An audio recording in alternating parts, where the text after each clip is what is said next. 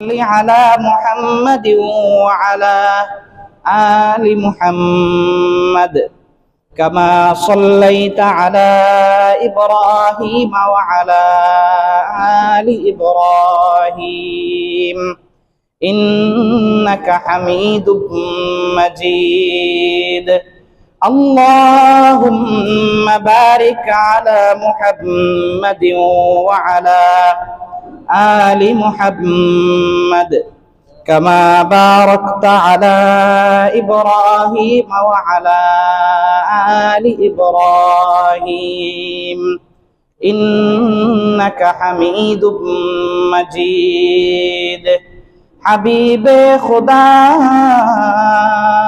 अशरफ अंबिया के अर्श मजीद अशबुअद मुत्तका बलगल उला बिकमालिही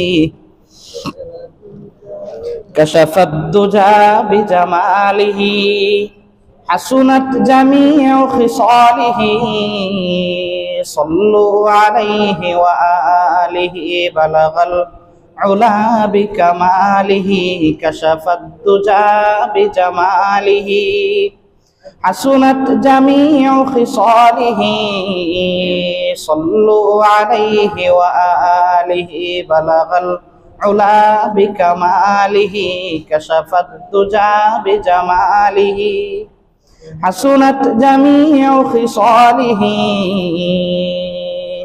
सल्लु अलैहि व आलिहि सल्लल्लाहु अलैहि वसल्लम सल्लल्लाहु अलैहि वसल्लम सल्लल्लाहु ताआला अलैहि वसल्लम।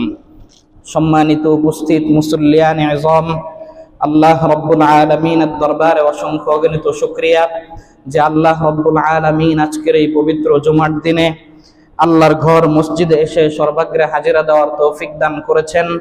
এজন্য সকলেই অন্তরের অন্তঃস্থল থেকে শুকরিয়া আদায় করে বলি আলহামদুলিল্লাহ। মুহতারাম হাজিরিন, বিগত সপ্তাহগুলোতে মৌলিকভাবে আমরা একটা কথা বোঝার চেষ্টা করেছিলাম। দুনিয়াতে আল্লাহ রব্বুল আলামিন যেহেতু আমাদেরকে ইবাদতের জন্য পাঠিয়েছেন, পরকালে জান্নাতের অধিকারী হওয়ার জন্য পাঠিয়েছেন, এই জন্য আমাদের মৌলিকভাবে ইবাদত যেমন করতেই হবে, পাশাপাশি দুনিয়াতে থাকার জন্য দুনিয়াবি কাজও করতে হবে। দুনিয়াবি কাজের মূল বিষয়টা ছিল অর্থনীতি সংক্রান্ত বিষয়, যে উপার্জন দরকার। সেই উপার্জনের একটা বিষয় মাধ্যম হলো চাকরি, চাকরি বিষয়ক শ্রম, শ্রমের অধিকার, মালিক পক্ষ, যিনি চাকরি করেন সেই পক্ষ, এদের ইসলামী বিধান সংক্রান্ত বিষয়গুলো ইতিপূর্বে আলোচনা হয়েছে। এর পরের সপ্তাহে আলোচনা হয়েছিল উপার্জনের আরেকটা মাধ্যম ব্যবসা।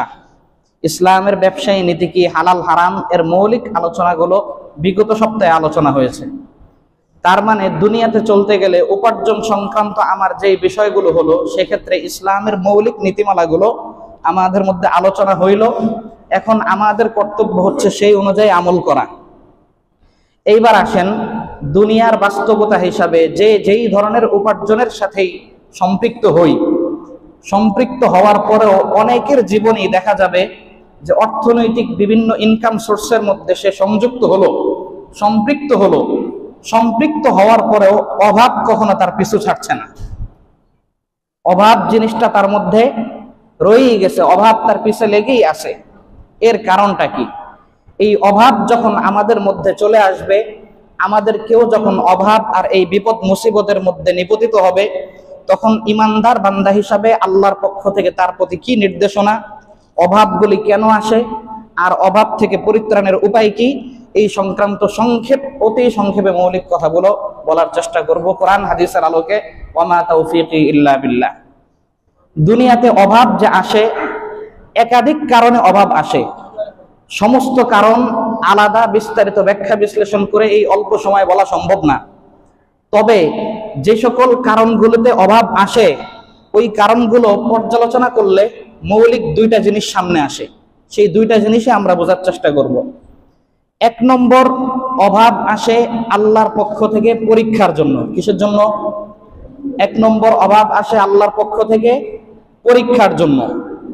দুই নম্বর, অভাব আসে আল্লাহর পক্ষ থেকে শাস্তি হিসাবে। কি হিসাবে?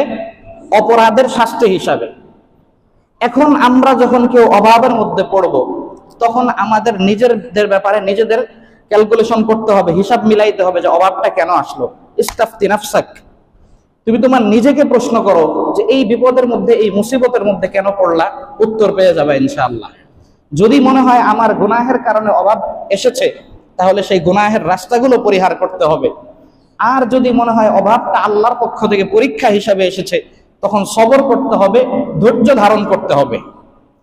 এই যে মানুষ অভাব যখন আসে, অনেকেই ধৈর্য হারা হয়ে যায়, ধৈর্য ঠিক রাখতে পারে না।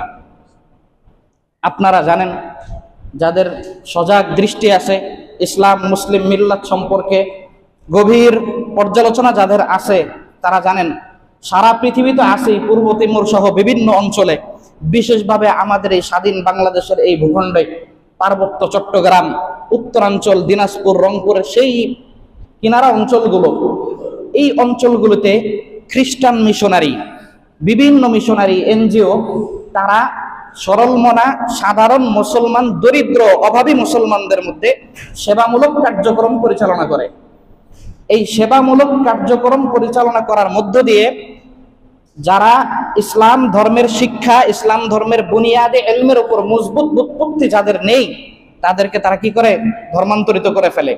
কাউকে কাদিয়ানি মতবাদে দীক্ষিত করে, অমুসলিম বানিয়ে ফেলে, কাউকে খ্রিস্টান বানিয়ে ফেলে।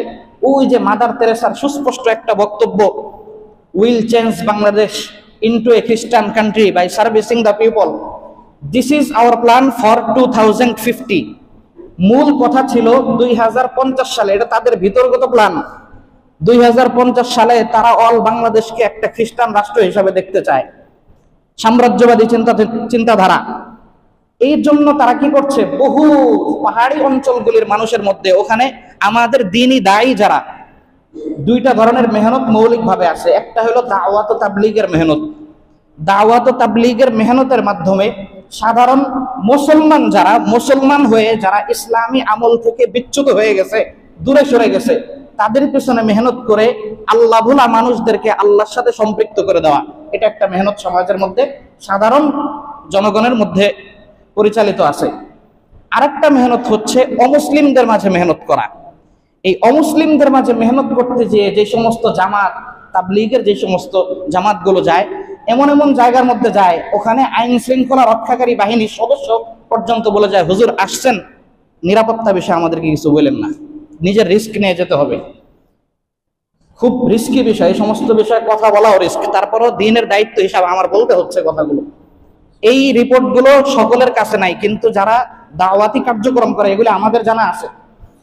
এখন কথা হইল, আল্লাহর রাসূল সাল্লাল্লাহু আলাইহি ওয়াসাল্লাম হাদিসের মধ্যে উম্মতকে দোয়া শিখিয়েছেন।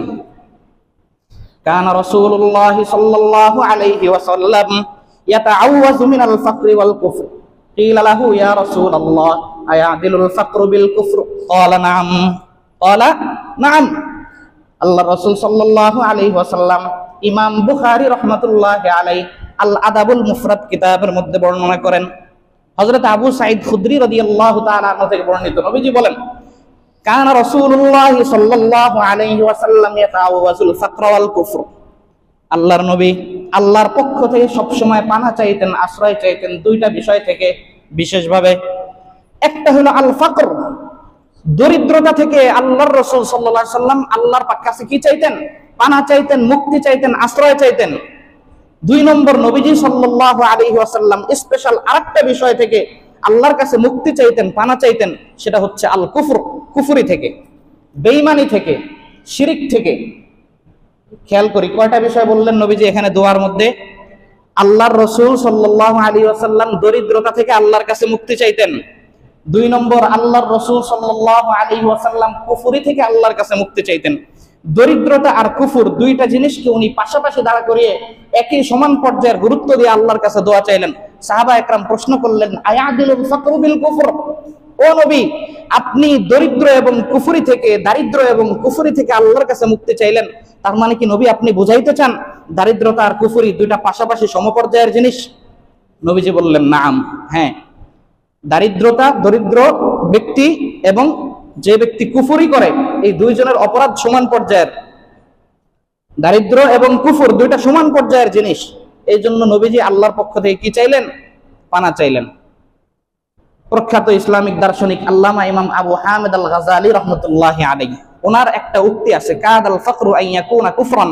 কেউ কেউ এটাকে হাদিস হিসাবেও বলেন যে দরিদ্রতা, অভাব, অনটন এটাকে মানুষকে কুফর পর্যন্ত নিয়ে যায়।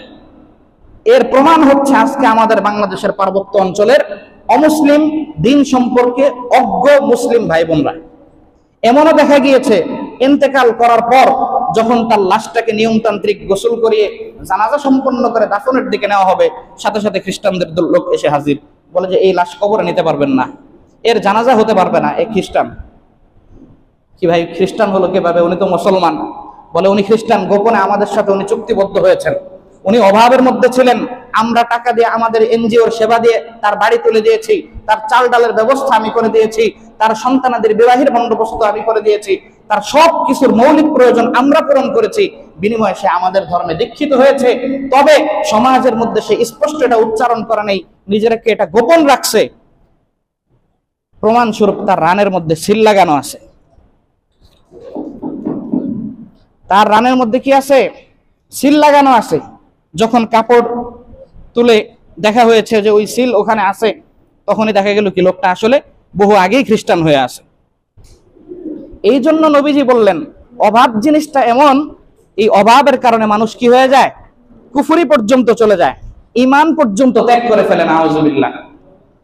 এই জন্য এই অভাব যখন আমাদের নিপতিত করবে, এই অভাবের মধ্যে যখন আমরা পড়ে যাব, আল্লাহর পক্ষ থেকে এরকম একটা মহা মুসিবতের মধ্যে যখন আমরা পড়ব, তখন আমাদের 1 নম্বর কাজ হবে অভাবটা কেন আসলো নিজের মনকে জিজ্ঞাসা করা, যে আমার পাপের শাস্তি হিসাবে আসলো কিনা। 2 নম্বর, আল্লাহর পক্ষ থেকে পরীক্ষা হিসাবে আসলো কিনা।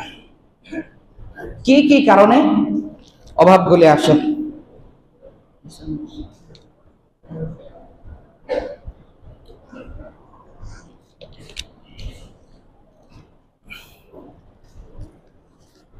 আল্লাহ রাসূল সাল্লাল্লাহু আলাইহি ওয়াসাল্লামকে আল্লাহ রাব্বুল আলামিন কোরআনের মধ্যে আয়াত নাযিল করে বলেন, ওয়ামা জাআলনা লিবাশারিন মিন ক্বাবলিকাল খুলদা আফা ইন মিত্তা ফাহুমুল খালিদুন কুল্লু নাফসিন যায়িকাতুল মাউত ওয়া নাবলুকুম বিশ-শাররি ওয়াল খায়রি ফিতনাতাও ওয়া ইলাইনা তুরজাউন। ওয়ামা জাআলনা লিবাশারিন মিন ক্বাবলিকাল খুলদ, ও নবী, কোন মানুষের জন্য আমি স্থায়িত্ব লিখে দেইনি। দুনিয়াতে কেউ স্থায়ী থাকতে পারবো আমরা? আফা ইন মিত্তা ফাহুমুল খালিদুন, আপনি মারা যাবেন আর তারা কি বেঁচে থাকবে? তারা স্থায়ী থাকবে। তার মানে দুনিয়াতে জন্ম আছে নিশ্চিত, এর চেয়েও বেশি মৃত্যু আছে। কি আছে? এরপরে আল্লাহ বলেন কুল্লু নাফসিন যায়িকাতুল মাউত, প্রত্যেকটা প্রাণীকে মৃত্যুর স্বাদ কি করতে হবে? আস্বাদন করতে হবে। এরপর আল্লাহ বলেন ওয়ানাবলুকুম বিশ-শাররি ওয়াল খায়রি ফিতনা, বান্দাদেরকে আমি কল্যাণ এবং অকল্যাণ দ্বারা আমি কি করব? পরীক্ষা করব। ওয়া ইলাইনা তুরজাউন, এরপর আমাদের দিকেই তোমাকে, আমার দিকেই ফিরে আসতে হবে। তাহলে আল্লাহ বললেন কল্যাণ অকল্যাণ, বিপদ মুসিবত, এগুলি দ্বারা আল্লাহ কি করবেন? বান্দাদেরকে পরীক্ষা করবেন। কিন্তু দুর্ভাগ্যজনক, আমাদের মধ্যে যখন অভাব চলে আসে, অনটন চলে আসে, বিপদ মুসিবত চলে আসে, আমাদের অনেক মানুষের অবস্থা এমন হয়, আমরা আল্লাহর দরবারে শিকায়াত করতে থাকি, অভিযোগ করতে থাকি যে আল্লাহ ওকে দিন দিন কত উন্নতি দিচ্ছে আর আমাকে আল্লাহ দেখে না। কাফের মুশরিক বেঈমানরা কত বিশাল রাজপ্রাসাদ অট্টালিকায় তারা থাকতেছে, টাকা পয়সার বস্তার উপর তারা ঘুমাচ্ছে, অবস্থাটা এমন, কিন্তু আল্লাহকে আমাদেরকে দেখে না। এরকম একটা শিকায়াত, অভিযোগ করা শুরু করে দেয়। আল্লাহ বলেন এই যে অভিযোগ, মুসলমান হওয়ার পরও, ইমানদার হওয়ার পরও অভাব অনটন দুঃখ দুর্দশা তোমাকে লিপ্ত হওয়ার পর, দুঃখ দুর্দশা তোমাকে আক্রান্ত করার পর তুমি যখন শিকায়াত শুরু করে দিলা, এই শিকায়াতটা হয়ে গেল কাদের? মুনাফিকদের চরিত্র হইল, কাফেরদের চরিত্র হইল। সূরা ফাজরের মধ্যে আল্লাহ রাব্বুল আলামিন আয়াত নাযিল করেন, ফাআম্মাল ইনসানু ইযা মাবতালাহু রাব্বুহু ফাআকরামাহু ওয়া না'আমাহু ফায়াকুলু রাব্বি আকরামান ওয়া আম্মাল ইনসানু ইযা মাবতালাহু ফাকাদারা আলাইহি রিজকাহু ফায়াকুলু রাব্বি আহানান।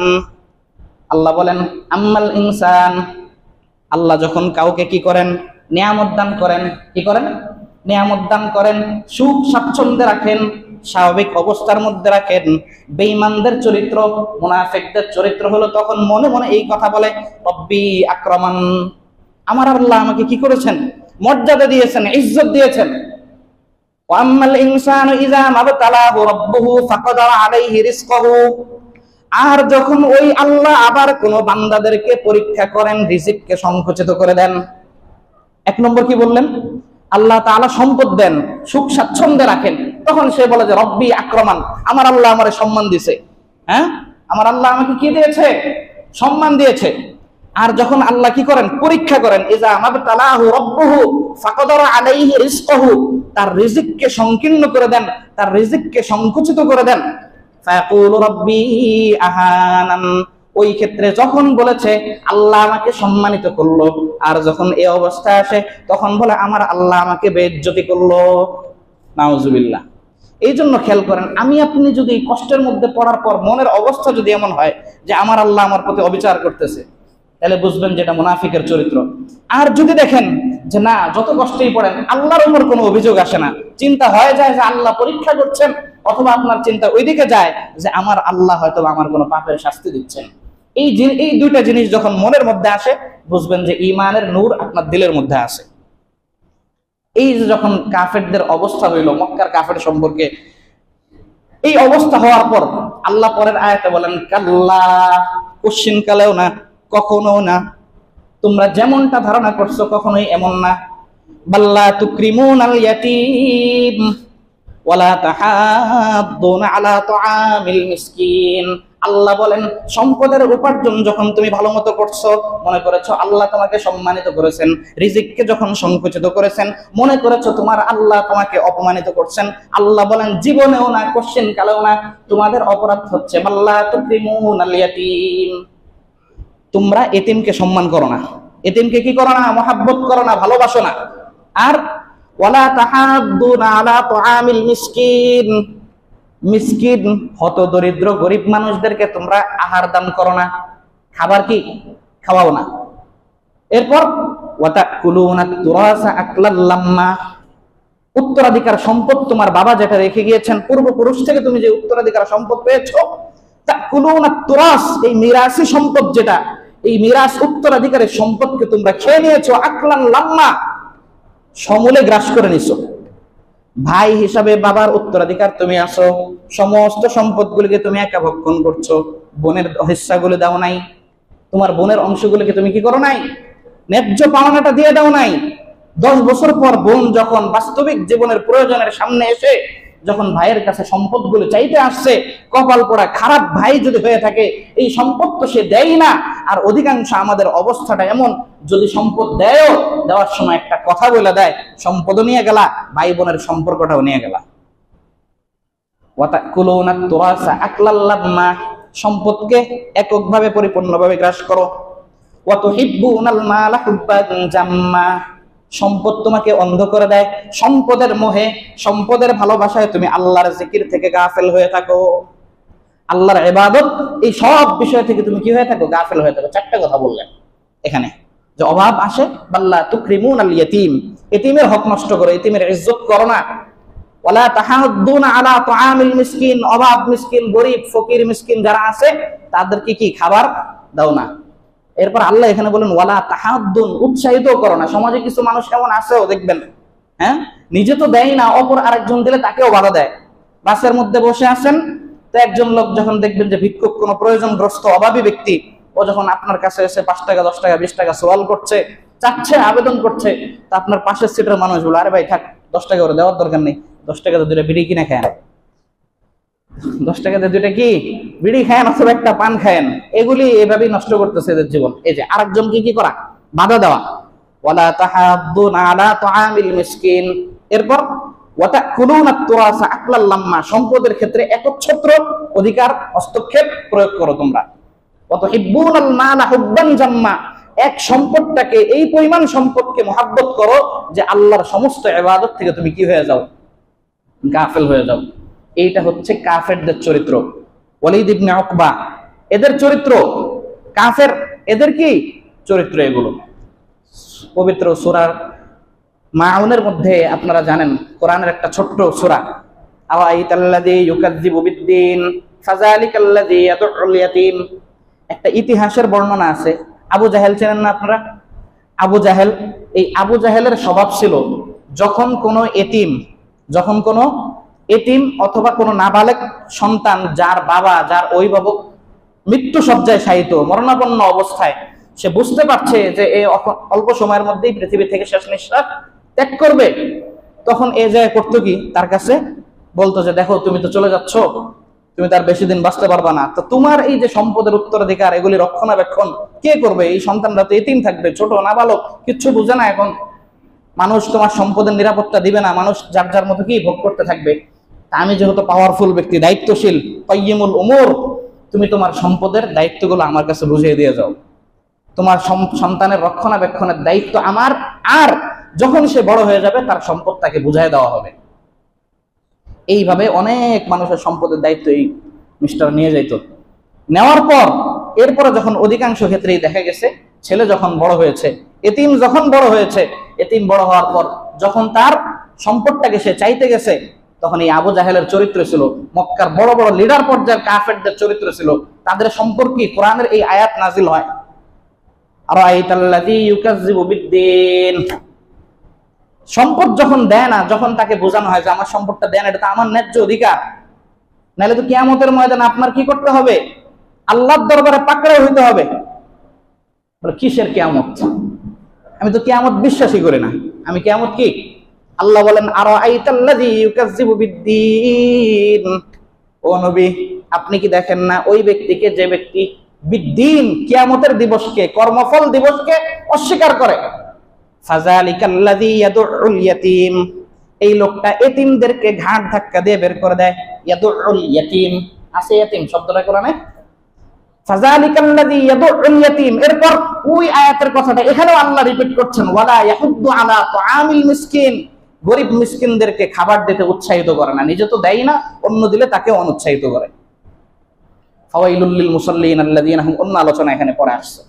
তার মানে আমরা বুঝলাম এই মৌলিক কারণগুলির মধ্যে, উত্তরাধিকার সম্পত্তির হকদার অন্যদেরকে ঠকাইলে, এরপরে সম্পদের মোহে আল্লাহর ইবাদত থেকে গাফেল হয়ে গেলে, আর কি এতিমদেরকে খাবার না দিলে, এতিমদের দায়িত্ব ঠিকমতো পালন না করলে, আর কি এতিম ফাওয়াইলু ওয়ালা ইয়াহুদ্দু আলা তুআমিল মিসকিন ওয়া তাকুলুনাত তুরাসা আকলাল লাম্মা ওয়া তুহিব্বুনাল মালা হুব্বান জাম্মা।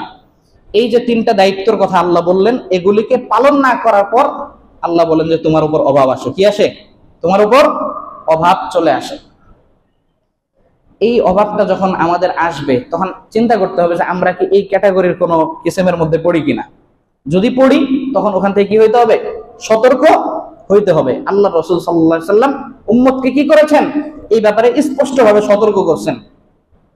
ওয়ানাদাউল মাওয়াজিনাল কিসতা লিয়াউমিল কিয়ামাতি ফালা তুযলামু নাফসুন শাইআ ওয়া ইন কানা মিসকালা হাববাতিন মিন খারদালিন আতাইনা বিহা ওয়া কাফা বিনা হাসিবিন। আল্লাহ বলেন কিয়ামতের দিন নাদাউল মাওয়াজিনাল কিসতা লিয়াউমিল কিয়ামা, আমি মিজান দাড়িপাল্লাকে স্থির করব, দাড়িপাল্লা দাঁড় করাবো আমি। এরপর ওখানে তোমাদের আমলগুলোকে কি করা হবে? পরিমাপ করা হবে। ওয়া ইন কানা মিসকালা হাববাতিন মিন খারদালিন, যদি সরিষা দানা পরিমাণ কোন নেক আমল থাকে, সরিষা দানা পরিমাণ যদি কোনো ভালো আমল থাকে, আল্লাহ বলেন আতাইনা বিহা, আমি ওটাকে উপস্থিত করব। আমি কি করব? ওই সামান্য পরিমাণ আমলটাকে কি করব? বদ আমল, খারাপ আমল যেটাই হোক, আমি কি করব? উপস্থিত করব। প্রশ্ন করবেন লক্ষ লক্ষ কোটি কোটি মানুষ, আল্লাহ কিভাবে হিসাব করবেন? আল্লাহ বলেন আতাইনা বিহা ওয়া কাফা বিনা হাসিবিন, কেমনে হিসাব করব? হিসাবের জন্য আমি আল্লাহই যথেষ্ট, তোমরা ইমানদার এভাবেই ইমান এনে নাও। একজন মানুষ, আমরা প্রযুক্তির কল্যাণে কম্পিউটার ল্যাপটপের মাধ্যমে দেখবেন হাজার হাজার লক্ষ লক্ষ পুরা কোম্পানির পুরা হিসাব একজন করতেছে না? প্রযুক্তির মাধ্যমে মানুষই যদি করতে পারে, আল্লাহ পারেন না? এই যে তাহলে আমি যেই অন্যায়গুলি করব, এই অন্যায়গুলো আল্লাহ পাক কি কিয়ামতের ময়দানে, আজকে এতিমকে ঠকাবো তো কিয়ামতের দিন আল্লাহ আমাকে পাকড়াও করবেন। আজকে উত্তরাধিকার সম্পদের মধ্যে আমার বোনকে বঞ্চিত করব, আল্লাহ পাক পাকড়াও করবেন। দরিদ্রদেরকে খাবার দেব না, আল্লাহ পাক কি করবেন, বঞ্চিত করবেন। কিয়ামতের ময়দানে আমাদেরকে কি করবেন, কড়া হিসাব নেবেন। নবীজি সাল্লাল্লাহু আলাইহি ওয়াসাল্লাম বলেন, ক্বালা রাসূলুল্লাহ সাল্লাল্লাহু আলাইহি ওয়াসাল্লাম, আনা ওয়া কাফিলুল ইয়াতীমি হাতাইনি ফিল জান্নাহ আও হাকাযা ফিল জান্নাহ। নবীজি একদিন সাহাবা একরাম সামনে এতিম সম্পর্কে আলোচনা করেন। এতিম সম্পর্কে আলোচনা করে দুইটা আঙ্গুল এভাবে তোলেন। কে? আল্লাহ রাসূল সাল্লাল্লাহু আলাইহি ওয়াসাল্লাম দুই আঙ্গুল এভাবে উঠিয়ে বলছেন, আনা ওয়া কাফিলুল ইয়াতীমি হাকাযা ফিল জান্নাহ, আমি এবং এতিমের লালন পালনকারী, আমি এবং এতিমের লালনকারী হাকাযা এভাবে, হাকাযা এভাবে ফিল জান্নাহ, জান্নাতে থাকবো।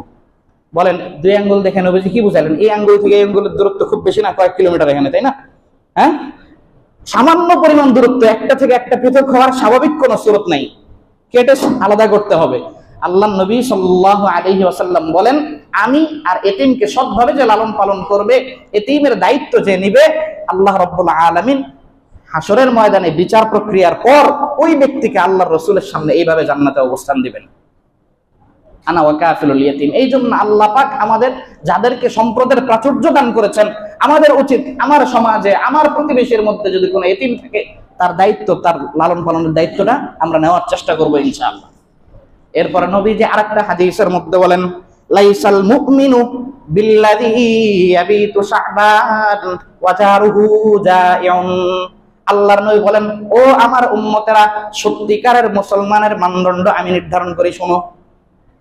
আল্লাহ নবী বলেন, লাইসাল মুমিন, ওই ব্যক্তি কখনোই প্রকৃত ঈমানদার হতে পারে না, আল্লাযী ইয়াবিতু শাবান, যে ঘুমায় এমন অবস্থায় যে সে কি শাবান, পরিতৃপ্ত, কি পরিতৃপ্ত অবস্থায় যে দিন শেষে রাতে ঘুমাতে যায়, ওয়াজারুহু জাইউন, আর তার প্রতিবেশী না খেয়ে কষ্টে আছে, তার প্রতিবেশী না খেয়ে কষ্টে আছে। নবীজি বললেন এই ব্যক্তি প্রকৃত ঈমানদার হতে পারে না।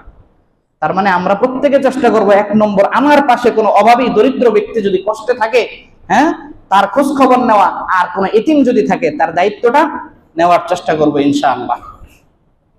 এইগুলি হলো বললাম যে যখন অভাব চলে আসবে তখন আমরা কি এই আমলগুলো করার চেষ্টা করব। এটা হলো অভাবের সময়কার করণীয়, অভাবের সময়কার করণীয়। আর অভাবটা দূর হওয়ার জন্য করণীয় কি?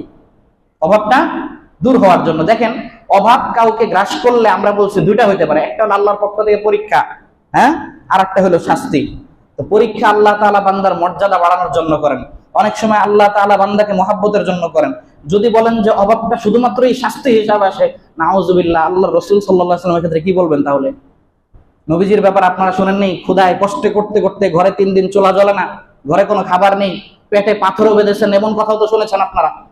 এই অভাবের মধ্যে আল্লাহ রাসূল সাল্লাল্লাহু আলাইহি ওয়াসাল্লাম ছিলেন খন্দকের যুদ্ধে না খেতে খেতে, সমস্ত সাহাবা একরাম ক্লান্তিতে একদম শেষ, পেটের চামড়া পিঠের সাথে লেগে যাচ্ছে, এমন একটা অবস্থা। তা আল্লাহ রাসূল সাল্লাল্লাহু আলাইহি ওয়াসাল্লাম যে এই কষ্টের মধ্যে পড়লেন, এখানে কি বলবেন? নাউজুবিল্লাহ। এই জন্য অভাব আসলেই খারাপ ধারণা করা যাবে না অপর মুসলমানের প্রতি, হ্যাঁ, যে তুমি খারাপ, পাপী, অনিষ্ট। এই জন্য আল্লাহ তাআলা তোমাকে আজকে শাস্তি দিচ্ছেন।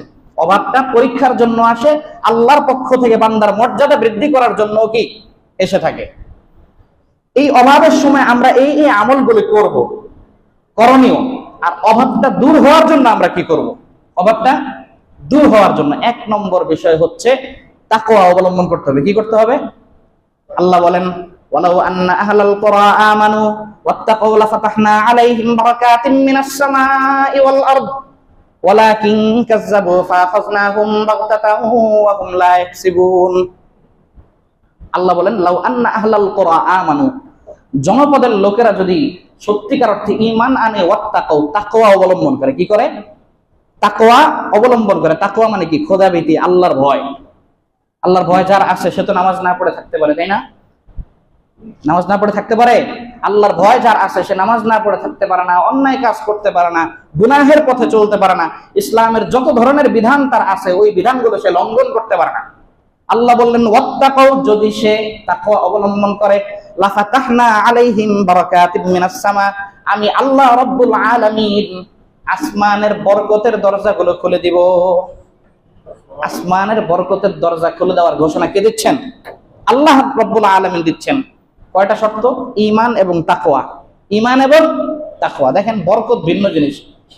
আপনি পৃথিবীর সমস্ত অভিধান সার্চ করেন, অভিধান উল্টাতে থাকেন, যে একদম বিশেষ করে আরবির অথেন্টিক অভিধান যেগুলো, বরকতের অর্থটা কি লেখে, দেখবেন যে মুতামাদ নির্ভরযোগ্য বক্তব্য, বরকতের অর্থ কোনোদিন বেশি না। বরকতের অর্থ কি না? বেশি না। আমরা মনে করি বরকত মানে বেশি না।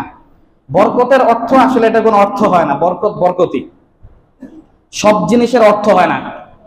প্রত্যেকটা জিনিসের অর্থ করতে গেলে ওই মূল জিনিসের আবেদন হারায় যায়। এজন্য অনেকেই আলোচনার মধ্যে বলে যে সংবিধানে বিসমিল্লাহির রহমানির রহিম থাকতে হবে কেন? বাংলাদেশের সংবিধানে কি থাকতে হবে কেন? বিসমিল্লাহির রহমানির রহিম থাকতে হবে কেন? এখানে বলেন সৃষ্টিকর্তার পক্ষ থেকে। কার থেকে? সৃষ্টিকর্তার নামে শুরু করছি। তো সৃষ্টিকর্তা এটা হিন্দুও মানে, খ্রিস্টানও মানে, অমুসলিমও মানে, এক একজন এক একজনকে মানে। এই যে বিসমিল্লাহির রহমানির রহিম এটা না থেকে অর্থটা থাকলে সমস্যা কি? অর্থ সব ক্ষেত্রে আবেদন থাকে না। বাংলায় নামাজ পড়লে নামাজ হবে আলহামদুলিল্লাহ রাব্বিল আলামিন আর রহমানির রহিম মালিকি ইয়াউমিদ্দিন, এগুলি যদি না বলে দাঁড়া দাঁড়া বাংলা বলি সমস্ত প্রশংসা আল্লাহর, যিনি ইহজগৎ পরজগতের প্রতিপালক, বাংলায় পড়লে নামাজ হবে? আবেদন ঠিক থাকে না। ওই সময়কার যখন এটা নিয়ে বাংলাদেশে আন্দোলন হয়, তখন একজন বড় পুলিশের অফিসার, কনস্টেবল, উনি একজন হুজুরকে প্রশ্ন করছে, আচ্ছা হুজুর, এই যে বিসমিল্লাহির রহমানির রহিম এটার অনুবাদটা থাকলে সমস্যাটা কি আপনাদের? এটা নিয়ে এত সমস্যা কি? কোরআন হাদিসের দৃষ্টিতে এত কথা বলেন কেন? বলে যে আপনার নাম কি? বলে আব্দুর রহিম। কে? আপনারা যদি কেউ আব্দুর রহিম ডাক না দিয়ে দয়াল দাস ডাক দেয় আপনার কেমন লাগবে? এই দয়াল দাস ভাই এদিকে আসেন। আব্দুর রহিম অর্থ কি? দয়াল দাস। দয়াল দাস এই নামে ডাকলে এটা তো আমার নাম না। আব্দুর রহিমের অর্থ করলাম, তাহলে আপনার নামটাই হুবহু স্পষ্ট বাংলা অনুবাদটা করলে আপনি আর নিতে পারছেন না। এই জন্য সব ক্ষেত্রে অর্থ করলে ভাষার মূল আবেদন। আল্লাহ যেই আবেদনে বিসমিল্লাহির রহমানির রহিম, আল্লাহ সর্বময় ক্ষমতার অধিকারী, আল্লাহর সার্বভৌমত্ব পূর্ণ পৃথিবীবাসীকে সারেন্ডার করতে, আত্মসমর্পণ করতে যে আল্লাহ নির্দেশ করছেন, ওই ক্ষেত্রে যখন আমরা অনুবাদটা করে ফেলবো তখন কি হয়ে যাবে? আমাদের ভাষার আবেদন হারায় যাবে। এই জন্য দেখেন বরকত, আমি যেটা বোঝাইতে চাইছিলাম, বরকতের অর্থ কোনোদিন বেশি না। বরকতের অর্থ বরকতি। বরকত মানে কি? বরকত। কেউ যদি ঈমান এবং তাকওয়ার উপর আমল করে, আল্লাহ রাব্বুল আলামিন তার বেতন কম হইতে পারে, তার উপার্জন কম হইতে পারে, তার ইনকাম কম হইতে পারে, আল্লাহ তাকে বরকত দিবেন। আল্লাহ তাকে কি করবেন? কেমন বরকত দেখেন, কেমন বরকত। একজনকে আপনি বললেন যে আমার উপযুক্ত মেয়ে আছে, তার বিয়ের জন্য একটা পাত্র, ভালো ছেলের ব্যবস্থা করে দেন। এখন হুজুর উনি ভালো একজন পাত্র খুঁজলেন, খুঁজে তাকে বললেন যে ভাই আপনার মেয়ের জন্য উপযুক্ত ভালো পাত্র পাইছি। আচ্ছা মাশাআল্লাহ, ছেলে কি করে? ছেলে আলেম, মুফতি, এক মসজিদের ইমাম। বেতন কত? বলে 15,000। এটা ভালো ছেলে, এটা ভালো ছেলে। কথা বুঝতে পেরেছেন? ওনার কাছে এটাকে ভালো ছেলে মনে হচ্ছে না। একজন আলেম মুফতি, হ্যাঁ, একটা মসজিদের ইমাম, 5 ওয়াক্ত নামাজ জামাতের সাথে যার পড়ার সৌভাগ্য আল্লাহ তাআলা তাকে এইভাবে দান করে ফেলছেন। আর ব্যক্তিগতভাবে তো মানুষ কোন একটা প্রয়োজন আটকে যেতে পারে, কিন্তু ইমাম স্বাভাবিকভাবে তার জামাত মিস হওয়ার সুযোগ আছে? নামাজ তো প্রশ্নই আসে না, জামাতটাই টাইম টু টাইম। অন্যরা মাসবুক হইতে পারে, ইমাম মাসবুকও হইতে পারে না, এমন একটা দায়িত্ব। তো উনি বলছেন এটা কি ভালো ছেলে যার বেতন 15,000 টাকা? আচ্ছা তাহলে হবে না। তাহলে কি? আচ্ছা ঠিক আছে, আমি ভালো ছেলে খুঁজে নিচ্ছি। আমি বোঝানোর জন্য বলছি দৃষ্টান্ত দিয়ে। ভালো ছেলে কি? কলেজ ইউনিভার্সিটিতে ভালো ডিগ্রি নিয়ে পড়াশোনা করছে। দেখেন মন খারাপ করেন না, আমি বোঝানোর জন্য বলতেছি আর কি। ডিগ্রি নিয়ে পড়াশোনা করছে, একটা প্রাইমারি স্কুলের হেডমাস্টার, বেতন কত? 30,000। কত? এইটা না ভালো ছেলে? এটা কি ভালো ছেলে? একজনের হুজুরের বেতন হলো 15,000, আর যিনি জেনারেল শিক্ষিত তার বেতন কত? 30,000, 35,000, 40,000। আল্লাহ তাআলা যে বলেন বরকতটা কি, দেখো বরকত হইল জেনারেল শিক্ষিত যে, তার স্ত্রীর হঠাৎ করে কি হয়েছে? মাথা ব্যথা শুরু করছে রাত্রেবেলা। অবস্থাটা ধরে নেন সে দিনদার না, তার স্ত্রী মাথা ব্যথা, ওগো মাথা ব্যথা করতেছে প্রচুর, ইন্না লিল্লাহি, প্রচুর মাথা ব্যথা, অস্বাভাবিক পর্যায়ে। হ্যাঁ, কি করবো এত রাত্রে? দ্রুত অ্যাম্বুলেন্স ফোন দাও। অ্যাম্বুলেন্স নিয়ে হাসপাতালে গেছে, অ্যাম্বুলেন্স ভাড়া আসছে 3,000 টাকা। কত? অ্যাম্বুলেন্স ভাড়া আসছে কত? 3,000 টাকা অ্যাম্বুলেন্স ভাড়া। এরপরে ডাক্তার দেখাইছে, ডাক্তারের ভিজিট গেছে 1,000। কয় হাজার গেল? 4,000। ডাক্তার সিটি স্ক্যান লিখে দিচ্ছে, এই পরীক্ষা করাইতে আরো গেছে 5,000। গেল কত? 9,000। কত গেছে? এরপরে যে সংশ্লিষ্ট ওষুধপাতি লিখে দিচ্ছে, এখানে গেছে আরো 3,000। গেল কত? 12,000 শেষ। 12,000 কি? এই ওষুধগুলি লিখে আবার অ্যাম্বুলেন্স দিয়ে যখন আসছে, সেখানে ধরেন ভাড়া গেছে আরো 2000, 1000, 13,000 গেল। এরপরে খাবারের কিছু মেনু লিখে দিচ্ছে যে এটা এটা এটা এটা। দেখা গেছে যে এক রাত্রেই তার 15,000 চলে গেছে। এক রাত্রেই কি তার বেতন 30,000, এক রাত্রেই 15,000 আল্লাহ তাআলা নিয়ে নিয়েছেন তার থেকে। আর একজন হুজুর অথবা দিনদার, শুধু হুজুর দিয়ে কথা না, হুজুরদের মধ্যেও বদ আমলি মানুষ থাকতে পারে। এজন্য দিনদার মানুষ আর কি, কারা দিনদার, যার আমল আছে, তাকওয়া আছে, এমন ব্যক্তি। তার স্ত্রীর যখন মাথা ব্যথা করছে, ও বলছে কি কি সমস্যা, মাথা ব্যথা, জমজমের পানি আনো। কেন জমজমের পানি আনো? আউযু বিল্লাহি মিনাশ শাইতানির রাজিম, বিসমিল্লাহির রহমানির রহিম, আলহামদুলিল্লাহি রাব্বিল আলামিন।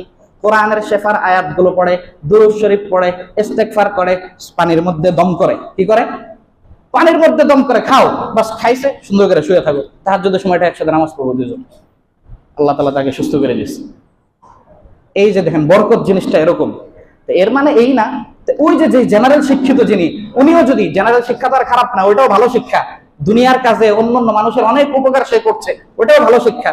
কিন্তু আমার ভাই, তুমি জেনারেল হওয়ার সাথে সাথে তুমি যদি তোমার ঈমানটাকে রাখো আর তাকওয়ার উপর যদি অবলম্বন করো, আল্লাহ রাব্বুল আলামিন তোমাকেও এই দৌলত দান করবেন। আজকের যারা দুনিয়াদার, আজকের যারা সম্পদশালী, বিত্তশালী, সম্পদের পাহাড় যাদের আছে, অনেক সম্পদ আছে, ঘরের মধ্যে তার শান্তি নাই। ইলিশ মাছ কিনবে, ইলিশ মাছ খেয়ে ইলিশ মাছ বলবে যে আগের ইলিশের মতো এখন আর স্বাদ নাই। আর যে গরিব সাধারণ বেতনে চাকরি করে, ও কেউ হয়তো বা পাঙ্গাস কিনবে, কেউ হয়তো বা রুই কিনবে, কেউ হয়তো বা তেলাপিয়া কিনবে। আল্লাহ রাব্বুল আলামিন ওর মধ্যে এমন স্বাদ দান করবেন, বলবে যে মাছটা অনেক স্বাদ হয়েছে আলহামদুলিল্লাহ। ও 200 টাকা দিয়ে রুই মাছ, তেলাপিয়া মাছ খেয়ে বলতেছে অনেক স্বাদ হয়েছে আলহামদুলিল্লাহ। আর আরেকজন 2000 টাকা দিয়ে ইলিশ কিনেও কি আলহামদুলিল্লাহ বলতে পারছে না। এটাই হচ্ছে বরকতের বিষয়। এই জন্য বরকত পাইতে হলে আল্লাহর দরবারে কি করতে হবে? তাকওয়া অবলম্বন করতে হবে। আর নবীজি হাদিসের মধ্যে বলেন, মান লাজিমাল ইস্তিগফার জাআলাল্লাহু লাহু মিন কুল্লি দিকিন মাখরাজা ওয়া মিন কুল্লি হাম্মিন ফারাজা। যে ব্যক্তি উঠতে বসতে চলতে ফিরতে ইস্তিগফারের আমল করবে, ইস্তিগফার মানে তওবা করা। কি করা? তওবা, আস্তাগফিরুল্লাহ, একদম অনুভূতির সাথে, মন থেকে, দিল থেকে। চাকরি করতেছেন, আস্তাগফিরুল্লাহ। ব্যবসা করছি, আস্তাগফিরুল্লাহ। রাস্তায় হাঁটছি, আস্তাগফিরুল্লাহ। এটা যদি করি, আল্লাহর নবী সাল্লাল্লাহু আলাইহি ওয়াসাল্লাম দুইটা সুসংবাদ দিচ্ছেন, জাআলাল্লাহু লাহু মিন কুল্লি দিকিন মাখরাজা, প্রত্যেক সংকীর্ণ জায়গা থেকে নিরাপদ বন্দোবস্ত আল্লাহ তোমাকে করে দিবেন। ওয়া মিন কুল্লি হাম্মিন ফারাজা, প্রত্যেকটা টেনশনের জায়গা থেকে আল্লাহ তাআলা তোমাকে মুক্ত করে দিবেন। এরপর নবীজি বলেন, ওয়া ইয়ারযুকহু মিন হাইসু লা ইয়াহতাসিব, এমন ভাবে আল্লাহ তোমাকে রিজিক দান করবেন তুমি টেরও পাবা না। এমন ভাবে আল্লাহ তাআলা তোমাকে কি করবেন? রিজিক দান করবেন, তুমি টেরও পাইবা না। এই জন্য দেখেন, বেতন আপনার 10,000, বেতন আপনার 12,000, বেতন আপনার 15,000, মন খারাপের কোনো কাজ নেই। চিন্তা করি যে আমার অভাব যে আসলো, এটা কি আমার কোনো কৃতকর্মের কারণে আসলো কিনা। তাহলে আমি আমার কৃতকর্মগুলি চিহ্নিত করি। মৌলিকভাবে 1 নম্বর অভাব হাদিসের যে ভাষ্যগুলির মধ্যে পাওয়া যায়, একটা হলো আত্মীয়তার সম্পর্ক যে ছিন্ন করে, তার উপর অভাব আসে। কি আসে? যে আত্মীয়তার সম্পর্ক ছিন্ন করে তার উপর অভাব আসে।